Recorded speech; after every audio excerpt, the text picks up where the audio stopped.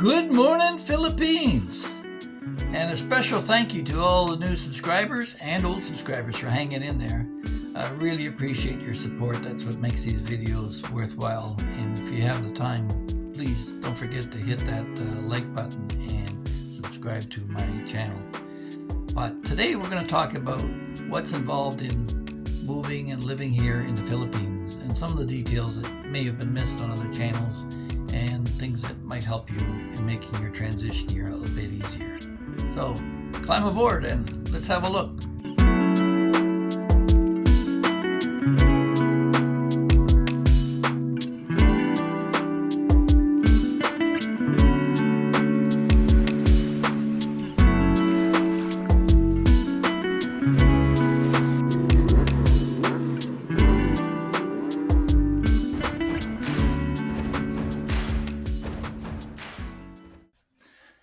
First off the bat, if you decided that you're going to come here and live, don't waste your time on a 5-year passport. Get the 10-year passport. It costs you less per year and you won't have to be running back and forth. But that's for those who've decided that they permanently want to live here in the Philippines.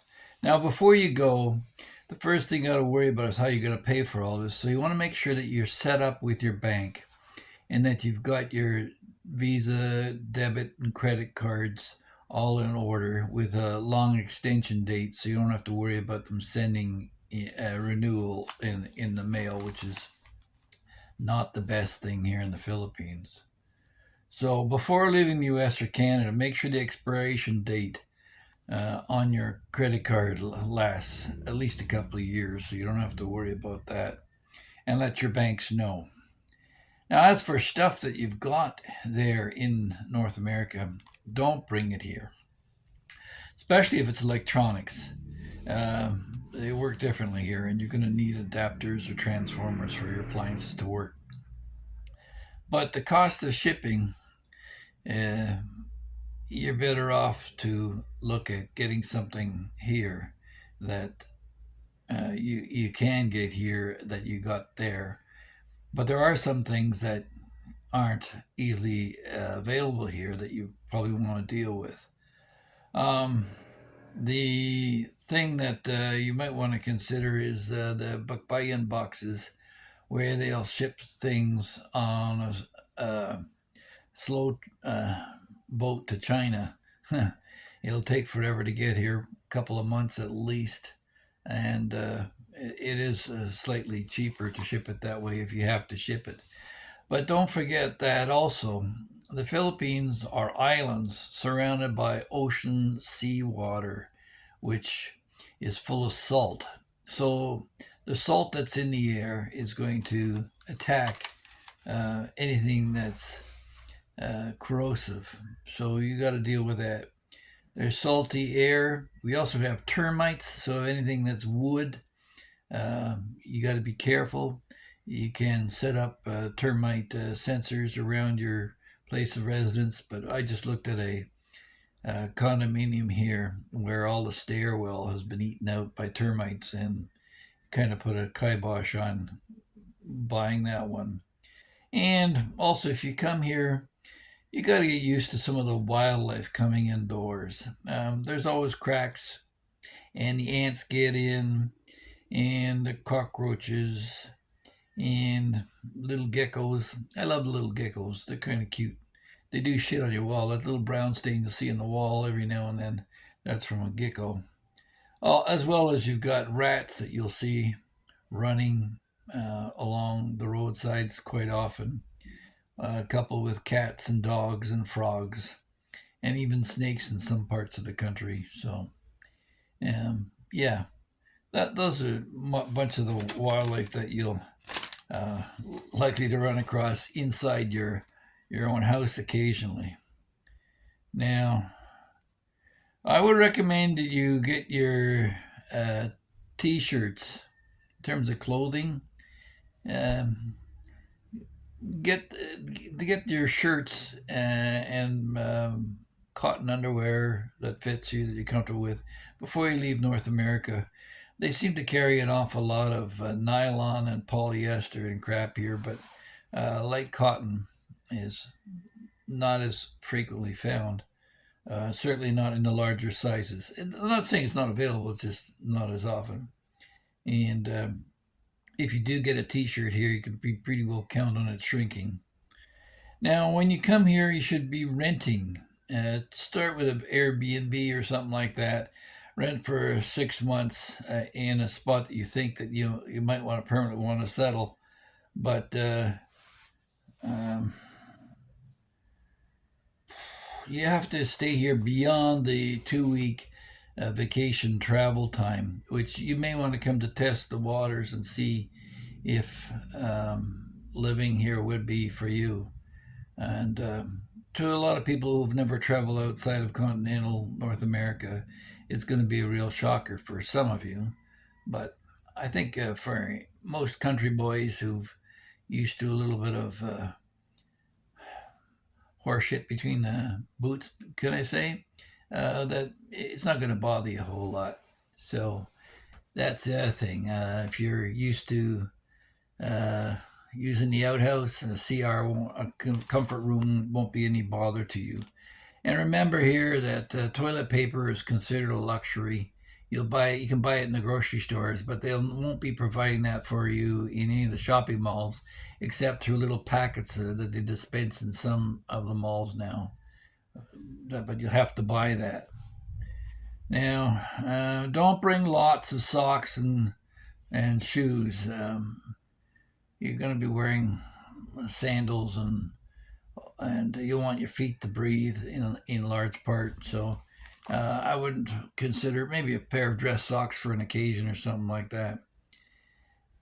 And a little trick you can do here is if you can get your driver's license, you may be able to avoid dealing with providing an ACR card when you establish a bank account.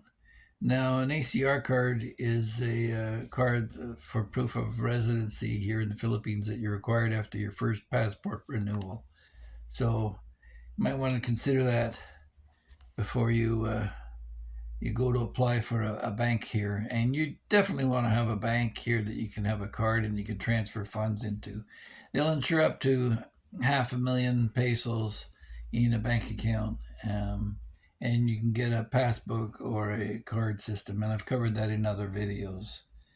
Um, as for your relationship, if you've been chatting to a girl and you're telling her you're coming here, you can pretty much expect her to be there waiting for you at the airport with her family. And don't forget that a lot of these girls, they don't have a lot of experience. They're conservative Catholic women who don't go out on dates per se. It's kind of a taboo thing here. They save themselves for their husbands, for one man for life, and that kind of commitment you won't find in North America. And that's probably one of the reasons why you're coming here. But when they come here, of course, because they value their virginity and their virtue, expect for some family members to show up. In my own case, her sister-in-law, or her brother-in-law, and other family members were there at the airport and met me. And no, I didn't go to her home right away. I went to a hotel, and she accompanied me to my hotel. And then she said, "Okay, we'll see you later." And she went home with her sister. And I stayed at the hotel for over a week, back and forth visiting her family before we really got together. So expect at least one or two, or maybe up to 5 other people to show up for your first dinner. And don't be a cheap Charlie and cut the change. But don't be don't lead with your wallet either. I mean, the trick here is to show respect for family members, and also that you show some level of responsibility in financial matters by paying the bill, but not being absorbent in terms of tips and praises. You just got here, and things may appear cheap, but they aren't. And let your girlfriend negotiate without even you necessarily being present. Because the fact is, they refer to the skin tax. Hi, guys. If I could just interject for a moment here and thank all the new subscribers who joined us and ask you to consider subscribing if you haven't in the past. It costs you nothing, and try it out. See what the topics I cover if it's of interest to you. So, yeah, let your girlfriend negotiate for you. Um, because you're a foreigner, and they call it a skin tax, but really it doesn't matter what color your skin is. If it's apparent that you're from North America or some other country, you're considered to be wealthy. So you can expect to pay more. And by having your girlfriend do the negotiations, don't forget if you do decide to build a house for her at some point, it's going to be in her name. You won't want a piece of it. You may secure a lease for a period of time while you're still alive, but it'll all revert back to her once you're gone. So, yeah, you can't buy land here in the Philippines as of yet. And although some of the businesses have opportunities have opened up a bit to allow more foreign ownership, and as the Philippine government realizes the economic and social advantage of having more foreign ownership, you're going to get more of that. And things like Elon Musk's Starlink and solar panels and things that can bring things directly from the outside, having to bypass any of the existing infrastructure, are contributing largely to change the mind on some of the protectionist attitudes in terms of the economy here. So let your girlfriend negotiate with you without you even necessarily having to be there. Now, if you're living in a neighborhood where you got dogs and roosters and background noise, kids screaming and stuff like that, by cranking up your air conditioner, it'll provide some white noise that'll help distract or allow you to sleep. So a good air conditioner with a background noise actually helps you sleep. The other thing too is when you come here, you're going to be bringing some of your negative North American attitudes. One of them would be road rage. It isn't a thing here. Neither is marijuana. You don't see the drug-induced crazy people wandering around that you do in North America sometimes. But road rage, if every North American were to drive around the Philippines for a while, it would sure mellow people out because there's nothing more egalitarian than driving in traffic with no traffic lights, no signs or signals, and you come to intersections and somehow everybody seems to know to go with the flow. You can cut across traffic without having to wait a long time. The other thing too is when you come to a light here in the Philippines, it'll be for a couple of minutes. I mean, they do back up for a fair bit of time, and they do have infrastructure problems here, which they are working on, and that's one of the things about the Philippines. While infrastructure is falling apart in North America, it keeps getting better and better every year here in the Philippines. So that's something to consider. And while we're talking about the law and what you can or cannot do. Yeah, marijuana is illegal here, and they just sent a guy to prison for having a little mini grow up for his own use here. Um, he called it medical marijuana, but it makes no difference whatsoever. They'll throw you in jail. Marijuana is illegal, and as far as security, you know, it's kind of a hangover from the past, but you'll see armed guards everywhere at a 7-Eleven, at the banks, all the rest of it. In the banks, they'll have an indoor guard and outdoor guard, and the indoor guard will lock the door, and you have to wait for the outdoor guard to check you up, make sure you're okay, and he'll give a nod to the indoor guard who will unlock the door, let you in, and lock it before the next person comes in. That's the level of security here. And they're everywhere. Like I say, even the 7-Eleven. The other thing, too, is, you know, you might call it the Wild West, but they're, in a lot of things, they're much more relaxed here than you get in North America. What's against the law in America is against the wall here in the Philippines. In other words, quite often you'll just see a taxi driver, somebody stop the car on the side of the road, pull out, uh, and lean up against the wall and have a piss, and then crawl back in the cab and drive off. Anywhere. It could be in your front yard. That could happen. It's much more relaxed now.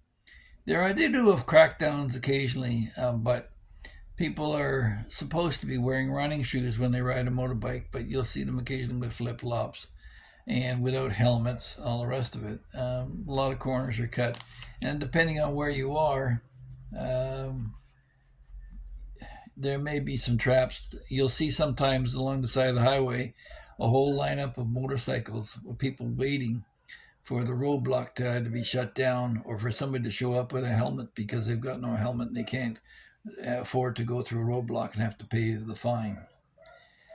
The other thing too is you're going to come across is kids begging. Begging is illegal in the Philippines, but it doesn't seem to stop it. The kids in the malls, they're not really begging for food. They just want some pesos so they can go play the video games. But there are Mindanao professionals who are shipped in, professional beggars that you'll see at stoplights where things are slowed down. And they offset that sometimes by selling goods. Some of them are worthwhile. They're selling water or salty peanuts or things like that. And they'll knock on your window and ask you to roll down the window. Don't do it. Don't stop. And be careful because if you take them off, they'll key or scratch the side of your car as you drive by. So you don't want to be taking them off. And you got to be careful for these towel and brush sellers that walk around a lot. We had an experience in one mall where they wanted to sell us towels, and there was a couple of them there. We said no thanks. Came back, found our tires had been slashed. So you want to be able to gauge a situation as you come across it. The other thing too is people talk about crime. It's not violent crime. It's petty crime here. Nobody will really want to take the risk of taking anything serious. You know, you could have 100,000 pesos sitting in your drawer, and somebody will come in and they'll steal 1,000 pesos and leave the 99,000 pesos there, figuring that you won't bother if they just take a little bit, or they might just take a shirt that they like or something silly like that, and you think it's nothing worthwhile. But the other thing too is if you marry a Filipina and she's from the provinces, you can take the Filipina out of the province, but you can't take the province out of the Filipina. They're full of superstition on rubbing leaves and things on you and that kind of stuff. But also they shout. They're noisy. I guess because they have to yell down to the stream to get some water. They yell a lot, and when they do the same thing, so the outdoor voice is indoors quite a lot. They can be very noisy, and much of that's the same with everything here. Chickens and karaoke. Karaoke can be overwhelming, and just because you're out in the country doesn't mean that you escape the noise of the city. It can be noisier in the country if you have a rooster ranch or somebody who loves the karaoke right next door to you. Yeah, but one of the superstitions, we just had our final floor poured on our construction, and the construction crew wanted to kill a chicken in a ritual to celebrate the topping off of the structure. So, yeah, that went through. So we had Bisaya chicken, and the chickens they get here, they're scrawny little things, and the meat's tough.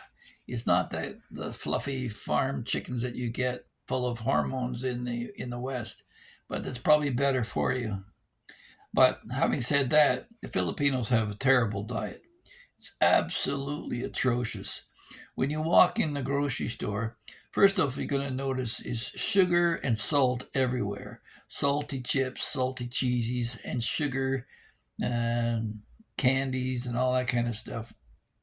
The idea of rewarding kids is to give them some Doritos or some candy, and their teeth are all rotting out. And the other thing you'll notice too, it's interesting, is you'll find a whole aisle of maternity and baby diapers, bottles, etc. You know, there's so few babies in North America anymore. You have to eke it out in some pharmacy somewhere. But here in the grocery stores, there's all kinds of milk supplements and diapers. So there's a row of them. But it's the salt and the sugar, and then to combine that with the starch from the rice. They have a misnomer here where they say rice is life. No, rice is death.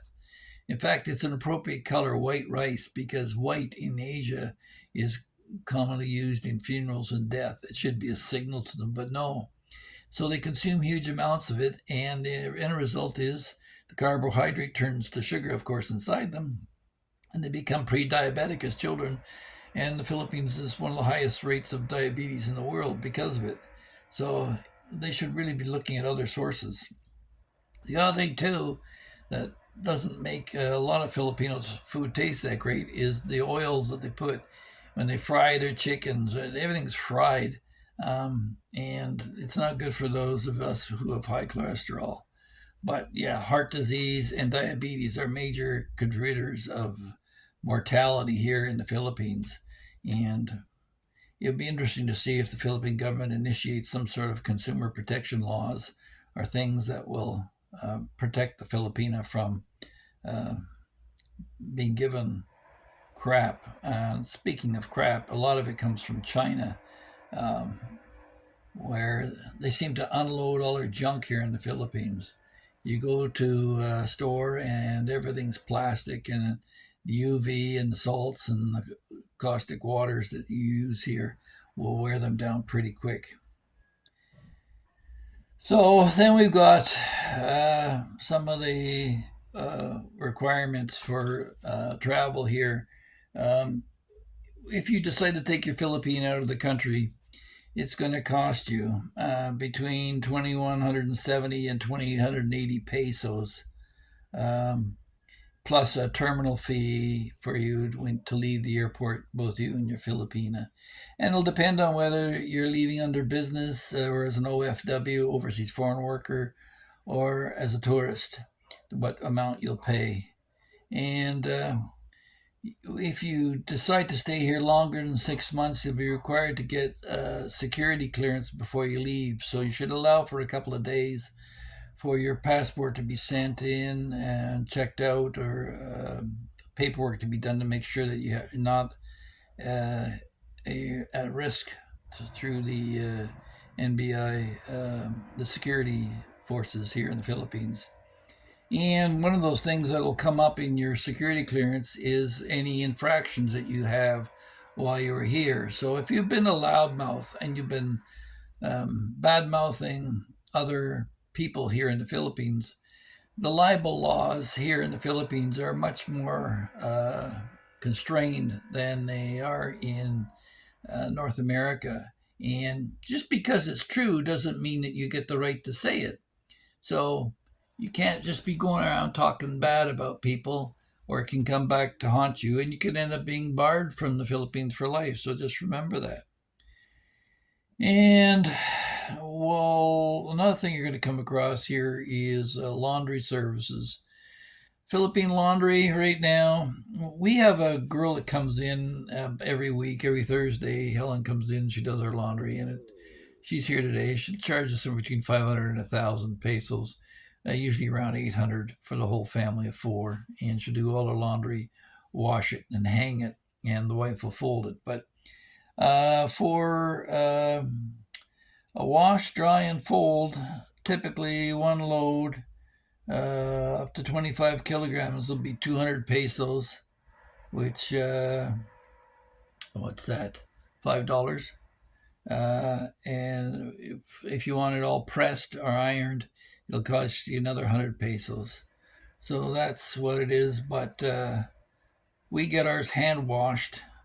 But the thing about that is that, you know, the old story about the missing sock that seems to disappear. Clothes seem to disappear all the time. And I think part of it is because uh, somebody spills a little bleach or something where it shouldn't be or whatever, and there's a spot on something, and so it disappears. Um, you have to watch out for that if it's being hand washed, who's doing it. The other thing in day-to-day living is the power supply. We talked about that earlier about bringing appliances here. Don't. The power here is 220 volts, 60 hertz. In America, it's 110. Um, This goes back to the times of the Spanish, even before the Americans came here. When they first started setting up, Spain is at the same thing. Now, the thing about 220 volt, the reason why they use it in some of the poorer nations is you can use smaller wire to carry the same amount of power. And so less copper means less cost in setting things up. The risk, of course, is that it's more hazardous and dangerous. So you're going to need three-prong adapters, and don't forget there's the Chinese Asian overcross here too. They use the round terminals, not the standard plug that you have in North America. So you know the outlets have a lot of them are jointly. They can stick the flat end in or the round end in. They're designed for both. So finally, don't bring your problems here. You know, I see a lot of people talking about relationships here in the Philippines. And guy comes here and he's a drunk and he's abusive to his wife in North America. She turfed him out and suddenly thinks he's going to find himself some pretty young Filipino to take care of him. You're going to be sadly disappointed. You've got to work on yourself first. If you want a little bit of self admonition here and confession, I have a propensity to try and rescue people. I don't know, it makes me feel good to try and help people out. But unfortunately, in North America, that backfired for me because the girls, the women that I thought that I was rescuing, I just enabled their bad behavior, and I was too soft and got walked all over. And finally, I had enough, and I left. But um, still, in the Philippines, my wife, yeah, she's a soft soul, gentle soul, and I guess I am a rescuer, protector. So I haven't really lost that part of my personality, but I found someone here who appreciates me protecting her and taking care of her and providing for her, and, as opposed to resenting it. So you might want to consider that when you're talking to a Filipina. And unless you're ready to step up to the plate and be a man and provide, and as they say in Rudyard Kipling's poem, if you can lose it all and one roll the dice and not complain, you are a man, my son. So yeah, you gotta man up if you're gonna come here and not whine about every peso that you spend. Now to get here from Canada, in pesos, I just checked this morning, it's 65,170 pesos to go from Toronto to Cebu, round trip, which is around $1,600 Canadian. I do see them advertised in the US at 60, 69 US dollars from Ottawa. But you can shop around for better examples. I hear that you should be shopping on a Tuesday or Thursday midweek for flight times in about 6 weeks in advance. The other thing too is you're going to have a burner ticket, they call it. And this has been discussed by multiple bloggers and other videos. Basically, if you come into the country, you're going to come here for 59 days and you have to be out of here. So you have to have a return flight out of here. And the only way you can guarantee that is with a return ticket, or a forwarding ticket. So while it may be more expensive to fly from Toronto to Cebu back to Toronto and burn a ticket like that, however, if you buy a ticket from Toronto to Cebu to Shanghai or Singapore or Hong Kong, it's a much shorter distance on the next lap, and you're out of the country. They don't care. So you can easily explain to the TSA or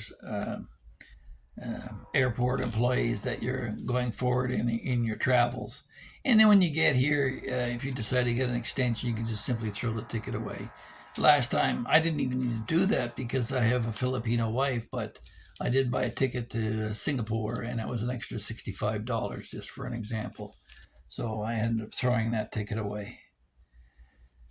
So that's all I got for you today. If you find any of this interesting, please hit that like button and share with your friends. And we'll talk to the next one. Have a great day. Thanks. Don't forget to like, share, subscribe. Thanks for watching.